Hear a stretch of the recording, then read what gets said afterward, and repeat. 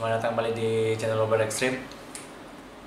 Jadi kali ini kita akan membongkar RH135, jadi rel hi-hat 135, yang mana ada banyak sekali yang bertanya bagaimana cara fixingnya. Jadi fixing problem yang paling sering adalah sensor di bagian hi-hat control ya. Dan juga mungkin dari kalian beberapa yang ada mengalami sensitivitas dari pad sampingnya ini, dia tidak rata. Jadi ada yang dipukul bagus, ada yang dipukul jelek.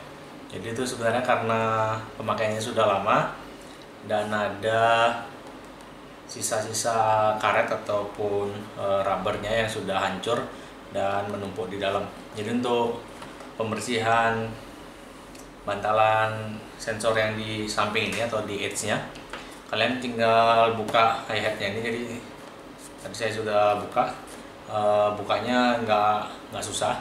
Jadi kalian tinggal tarik yang di bawah sini. Jadi salah satu, kalau mau gampang, di sini ada namanya rubbernya lebih tipis. Jadi ini untuk biasanya untuk buka dan untuk tutup rubbernya. Jadi kalau kalian punya nanti yang lainnya tebal kecuali yang sisi sedikit ini. Jadi tinggal dimasukin kuku, kalian buka seperti ini dan jalan aja ke samping untuk bongkarnya. Jadi apabila kalian udah bongkar lebih dari separuh, kalian bisa tekuk ke atas seperti ini. Nah di sini kalian bisa buka semua rubbernya, dan biasa problemnya memang sensitivitasnya tidak rata. Jadi ada bagian-bagian pad yang mana misalnya bagian tengahnya sudah kurang sensitif, tapi bagian sampingnya kalau dipukul dia lebih sensitif. Jadi itu permasalahannya adalah seperti ini. Jadi ada banyak sekali, kalau kalian lihat di sini hitam-hitam ini adalah rontokan dari rubber pad yang ada di dalam sini. Jadi di sini ada padnya untuk dia terkena sama sensornya di bagian sini. Jadi pada saat kita memukul menggunakan stick, lama-kelamaan dia bergesek dan seperti penghapus, lama-lama dia akan rontok. Jadi di situ kalau dia akumulasi numpuk di beberapa sensor di atasnya, maka akan mengganggu tekanan dari pad rubbernya ini nanti. Jadi caranya kalian buka semua seperti ini, atau kalian bisa lepas, ini bisa dilepas, dan bersihkan gunakan isolasi yang agak tebal. Jadi saya di sini gunakan isolasi AC. Jadi jangan pakai kain atau tisu, karena di sini ada yang kuning-kuning ini adalah double tape-nya supaya tidak melayang rubbernya ini. Jadi nanti gunakan isolasi yang agak tebal seperti ini. Kalian tinggal tempelkan di bagian yang tadi rubbernya yang rontok. Kalian tempel seperti ini. Nah, jadi ini sebenarnya kelihatan. Nah, di isolasinya ini kelihatan kalau ada sisa rubber yang rontok, dia ada sebentar. Nah, dia ada belentung sedikit, 1 2 3 4 5. Jadi itu sisa-sisa rubber yang rontok. Kalau kita ambil begini, nah, jadi di isolasinya akan ada hitam-hitam rontokan rubbernya. Jadi kalau rubbernya yang rontok yang sedikit ini, dia ada pas di atas sensornya, jadi nggak sedikit jumlahnya. Saya sudah bersihkan 1 kali tadi, dan supaya kalian bisa paham kenapa padnya, simbalnya bisa sensitivitasnya nggak rata. Jadi yang tadi saya sudah cukup banyak bersihin karena banyak sekali, dan itu untuk bersihin yang bagian atas ini. Jadi selain yang di atas ini, kalian juga harus bersihkan yang di bagian sini, yaitu dengan cara sama. Kalian potong-potong isolasinya dan masukkan ke rontokan rubbernya. Jadi saya akan potong baru supaya terlihat. Jadi saya sudah beberapa kali tadi untuk membersihkannya. Nah ini isolasinya masih nggak terlihat hitam. Jadi kita buka padnya di sini, buka pad rubbernya, dan kita masukkan isolasinya seperti ini. Jadi akan ada rubber-rubber yang rontok banyak sekali, yang nantinya akan menempel di isolasinya. Jadi ini kita dapat yang besar satu. Jadi sebenarnya banyak sekali yang rontok-rontok nih. Jadi caranya menggunakan isolasi, jangan gunakan tisu atau kain. Kalau kain harus kain yang tanpa serat atau kain nilon. Nah, jadi yang rubber seperti ini, jadi udah banyak sekali yang nempel. Rubber yang seperti ini itu akan, kalau dia posisinya berada di atas sensor ini, itu akan mempengaruhi sensitivitasnya. Jadi ini akan benar-benar terasa pada rim shot dari padnya XP80 atau XP100. Jadi posisi di rim shot ini yang sering dipukul itu kasusnya akan sama seperti ini. Jadi sebenarnya sensornya nggak rusak, hanya aja dia ada serpihan karetnya yang menutupi pad sensornya. Jadi kalian tinggal buka, kalian bersihin, maka nanti sensitivitasnya akan kembali normal seperti semula. Jadi ini kita udah selesai untuk edge-nya. Dan kita akan coba bongkar yang bawah ini. Jadi kita akan bongkar untuk fleksibel dari hi-hat control. Jadi ini saya bolekin dulu biar nggak kotor dia dalamnya. Jadi beneran banyak sekali yang rontok-rontok, kalian bisa bersihin nanti, gunakan isolasi supaya rontokannya langsung dia nempel, nggak kemana-mana lagi.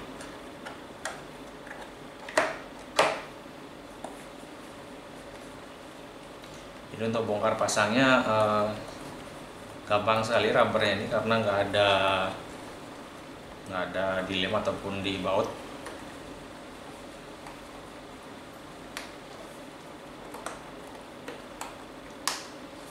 Nah, jadi kita akan buka yang di hi-hat controlnya.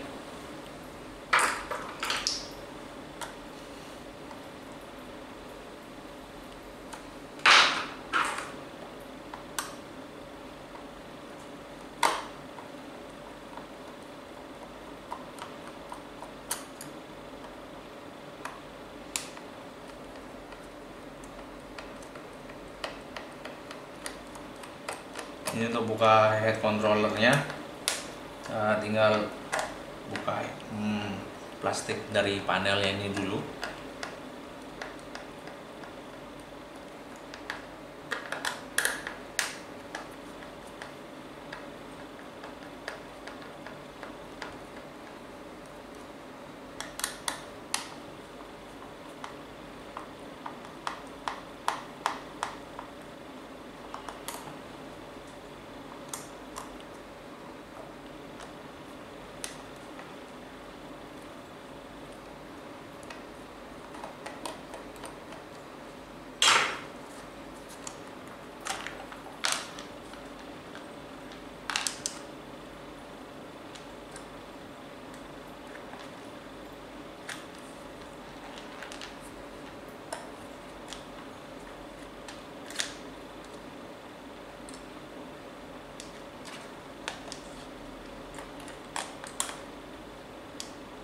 Nah, ini kita buka plastiknya ini dulu.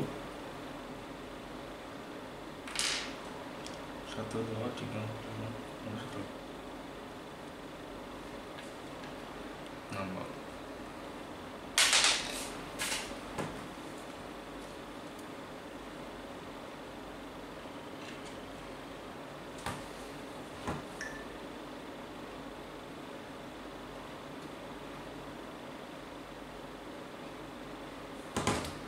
Nah, jadi yang sensor padnya atau fleksibel sensornya, dia akan ada di bagian bawahnya ini.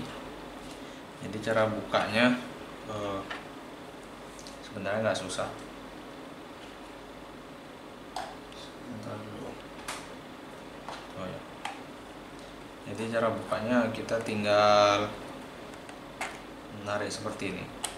Nah, jadi ini sudah ngebuka sensornya. Jadi sekali lagi supaya lebih jelas, jadi cara bukanya kita tinggal tarik aja dari bawah ke atas seperti ini. Jadi kita akan buka semua bagian covernya. Nah, ini adalah posisi padnya hi-hat controllernya.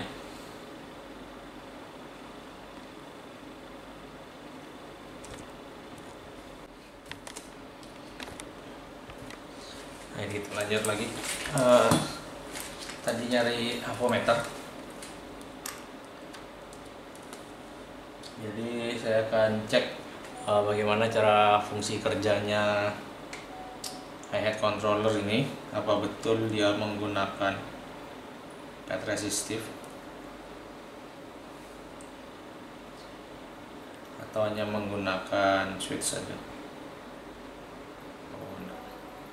Nah, berarti ini bukan resistive pad, jadi dia hanya menggunakan switch saja. Jadi ada, kalau kita tekan yang salah satu dari ini, maka akan men-trigger switch.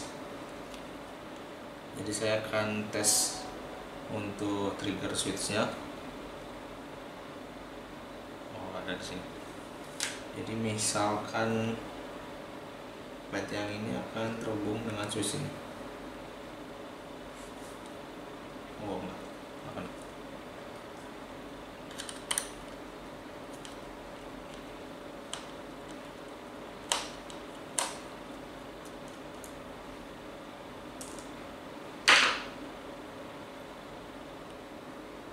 Nah, jadi di sini saya akan tes di resistor itu dan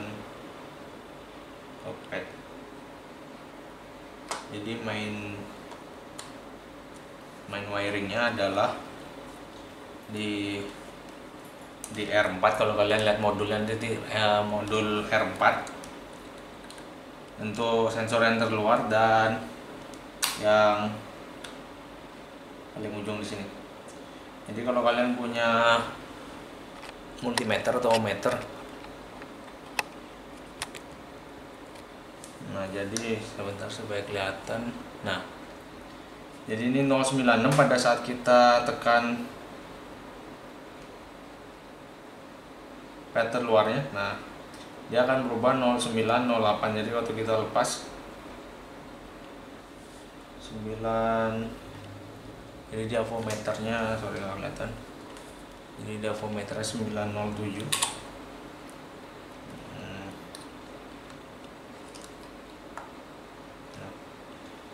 avometernya terbalik 874.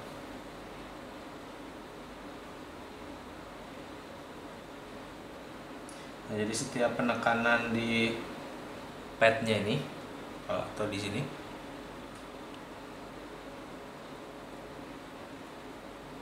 nilai resistansinya berubah. Atau kalau menurut saya ini yang berubah bukan nilai resistansi tapi nilai kapasitansinya.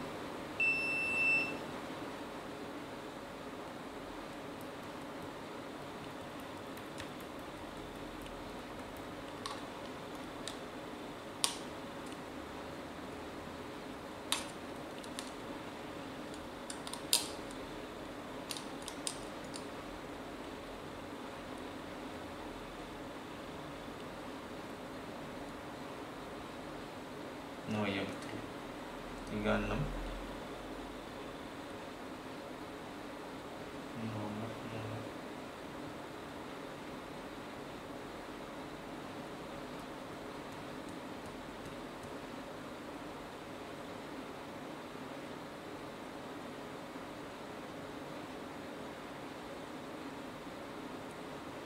Nah benar, jadi pada saat dia tertekan fleksibelnya, maka ada nilai kapasitansi yang berubah. Jadi kalau kalian punya RH135 ini yang bermasalah dengan dengan triggernya ini, jadi kebanyakan adalah yang bermasalah yang trigger di bawah sini. Jadi sebetulnya kalian masih bisa dengan mudah memperbaiki kalau mengerti bahwa semua susunan di sini hanyalah sebuah switch system ya, atau sebuah dua plat yang sejajar. Jadi kalau dimasukkan ke input sini itu menjadi sebuah kapasitor. Jadi kalau kalian yang mengerti elektronik atau sekolahnya di bidang elektro, pasti sebenarnya paham tentang padnya ini.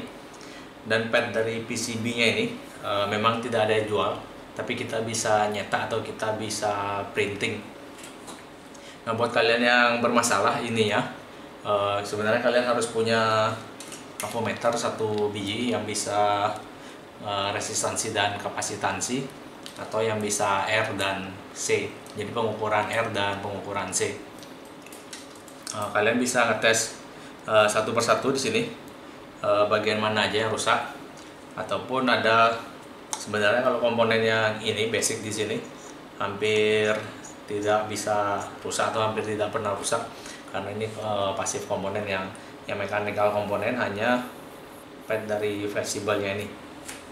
Jadi buat kalian yang mengalami masalah seperti ini, caranya dibongkar seperti ini.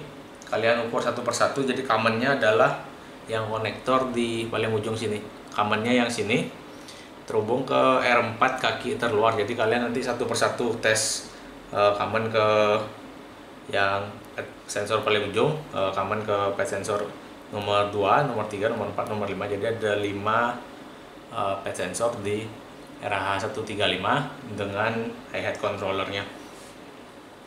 Jadi kalian ukur satu persatu yang mana yang rusak. Nanti sebenarnya ini ada 3 layer, tapi saya nggak pernah bongkar. Seharusnya masih bisa dibongkar nanti. Jadi kalau memang ada rusak, kalian harus bongkar layernya ini. Dia ada 3 biasanya, dia ada atas, tengah, dan bawah, serta mika pelindungnya ini, jadi ada 4 ya. Seharusnya ada seperti itu padnya. Jadi setiap ini berubah. Jadi kalau kalian lihat di sini ada titik bekas hitam-hitamnya, ada bekas hitam-hitam, itu adalah bekas switchnya dari RH-nya ini. Nah, jadi bekas dari switchnya yang di sini sama yang di ujung. Jadi karet rubbernya ini hanya sebagai push button atau switch penekan dari fleksibel sensornya atau dari PCB fleksibel. Jadi kalau orang elektronik akan bilang ini PCB fleksibel. Dan kalau kita bawa ke Yamaha atau sejenisnya akan membilang sebutannya ini adalah sensor padnya atau fleksibel sensor. Jadi seperti itu untuk kali ini. Sebenarnya masih bisa diperbaiki. Jadi kalau kalian punya RH135 ini rusak, jangan khawatir, masih bisa diperbaikin ini. Jadi gimana pun rusaknya masih bisa diperbaikin dengan cara nanti misalnya ada yang rusak salah satu di sini, kalian bisa beli silver konduktif, itu namanya pasta pengganti jalur PCB, atau bisa juga sebutannya kalau dulu biasa disebut karbon PCB, biasanya digunakan di pad-pad joystick. Jadi kalian misalnya kemungkinan besar akan rusak memang ininya, karena selalu ditekan-tekan terus-menerus. Jadi permasalahannya hanya di situ. Kalian buka ini, kemudian kasih bagian yang terkelupas, dan padnya akan berfungsi seperti semula lagi. Ya, jadi seperti itu pembahasan kita kali ini tentang bagaimana fixing masalah RH135. Jadi sebenarnya saya masih ada satu orang yang ngechat bagaimana cara mengecek rusaknya. Jadi sebelumnya ada beberapa orang yang menanyakan, dan masalahnya sama, hanya di bagian RH135 ini. Jadi masih bisa di fixing, jangan khawatir, karena komponennya bukan komponen yang susah juga. Jadi lain kali kalau ada waktu saya akan mencoba gambar sirkuitnya ini, sehingga PCB-nya kita bisa cetak, karena di Yamaha-nya sendiri dia tidak menyediakan PCB untuk pengganti dari sensor RH135 ini. Jadi seperti itu pembahasan kita kali ini. Semoga kalian nanti misalnya ada yang punya rusak, kalian bisa ngecek apakah benar-benar rusak atau hanya bermasalah di switch sensornya ini. Jadi kemungkinan karet yang sebagai penekannya ini hancur atau posisi switchnya itu bergeser. Jadi di sini kalian bisa lihat semakin lama posisi switchnya akan semakin ke samping. Jadi kalau ini karetnya dari baru sampai ke lama, dia kemungkinan besar bisa bergeser posisi switchnya. Jadi dicek di sini dulu. Yang pertama-tama kita cek apakah masih fungsi semuanya. Jadi kalau masih fungsi semuanya, berarti yang bagian ini nggak rusak. Kemungkinan ada rusak di bagian sininya atau bagian soldering di dalamnya sini. Jadi seperti itu informasi. Jadi seperti itu pembahasan kita kali ini tentang RH135. Jadi semoga bermanfaat buat kalian semua. Dan apabila kalian punya pertanyaan, silahkan bertanya di kolom komentar. Jadi untuk pertanyaan kalian sebisa mungkin saya akan menjawabnya, dan nanti di lain waktu saya akan menggambar PCB-nya ini karena masih ada project. Saya akan membuat drum akustik menjadi drum elektrik dengan full trigger seperti yang menggunakan sensor fleksibel seperti ini. Jadi saya akan gambar ini di software CAD PCB-nya. Saya akan cetak dan kita akan tempel di hi-hat drum akustik. Sorry, sedikit tambahan lagi sedikit. Untuk RH135 tadi, kalian masih bisa mengetesnya nanti di modul drum elektriknya. Jadi nanti di kitnya kalian pilih menu, utility, dan pilih padnya. Jadi di padnya itu ada di kanan atas sendiri. Nanti kalian bisa lihat di sini.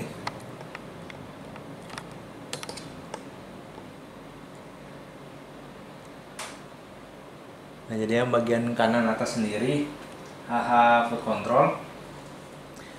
Jadi akan bisa, kita bisa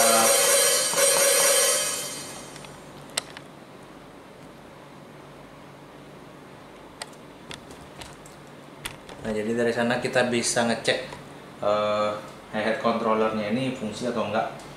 Jadi untuk yang sensor terluar adalah sensor nomor 1, yaitu kalau kita pukul ini tanpa foot control. Jadi kalau kita tahan sensor nomor 1, jadi splashnya akan ditahan sedikit. Kalau kita tekan kontrol nomor 2, dia foot control nomor 2 akan lebih berat lagi. Kalau kita tekan nomor 3, jadi ini hi-hat half close namanya. Jadi nomor 3 deh, jadi dia half close. Jadi kalau yang nomor 4 ini adalah hi-hat close. Nah, jadi hampir sama hi-hat close sama hi-hat half close nya. Jadi yang pertama seperempat close, habis itu setengah close, habis itu 3/4 close, dan full close. Jadi mungkin nggak terasa yang ini, yang edge-nya baru lebih terasa perbedaan suaranya. Dan yang terakhir adalah hi-hat splash. Jadi yang paling dalam sendiri adalah hi-hat splash, karena memang yang kalau dari rubber padnya dia yang paling terakhir menyentuh. Jadi kalau kita tekan dengan kencang dan keras satu kali segini, maka yang paling bawah yang akan menyentuh di hi-hat splashnya. Jadi kalau kalian nanti ngecek seperti tadi saya yang dari 1/4, setengah, 3/4. Jadi mulai 3/4 kalau kita tekan, dia ada foot control ya, sama yang hi-hat full close. Jadi dia juga ada bunyi hi-hat foot controlnya. Dan yang terakhir adalah hi-hat splash. Jadi hi-hat splash ini nggak bisa hanya satu, dia perlu bidang penampang lebih besar lagi, jadi harus keduanya ke trigger. Nah, jadi memang hi-hat splash itu memang harus di trigger benar-benar kencang supaya dua-duanya hampir berbarengan. Nah, jadi ini untuk cara ngeceknya tadi, selain kita gunakan avometer seperti ini yang ada resistansi dan kapasitansi, kita bisa langsung aja ngecek seperti ini. Kalau memang hanya beberapa aja yang rusak, jadi kalau ada yang benar-benar rusak total, maka benar-benar sama sekali nggak berfungsi ini output dari head controllernya. Nah, jadi seperti itu tambahannya untuk cara ngeceknya. Jadi secara kita lihat datanya di menu dari modul DTX-nya. Jadi di sini DTX 700 dari menu ke utility dan ke pad. Jadi kalian bisa tes satu persatu, dari suaranya juga bisa, atau dari nilai dari sensor sheet-nya, atau dari nilai dari PCB switch-nya ini. Jadi seperti itu untuk tambahnya. Dan jangan pernah khawatir, karena sebagaimanapun rusaknya barang ini masih bisa tetap diperbaiki. Jadi banyak sekali yang rusak di sini ganti full satu head seperti ini. Jadi sebenarnya masih tetap bisa diperbaikin, karena ini komponennya komponen basic, gak ada yang spesial dari PCB setnya ini. Jadi ini kita bisa benar-benar bisa nyetak sendiri sebenarnya. Jadi nanti di lain waktu ada saya kesempatan, saya akan membuat ini juga, karena memang ada kebutuhan project berikutnya. Jadi ini tambahnya. Dan sekali lagi terima kasih telah menyaksikan video dari saya. Jangan lupa juga subscribe channel ini supaya lebih ramai lagi. Sampai ketemu lagi di video selanjutnya, dan terima kasih telah menyaksikan, semoga bermanfaat.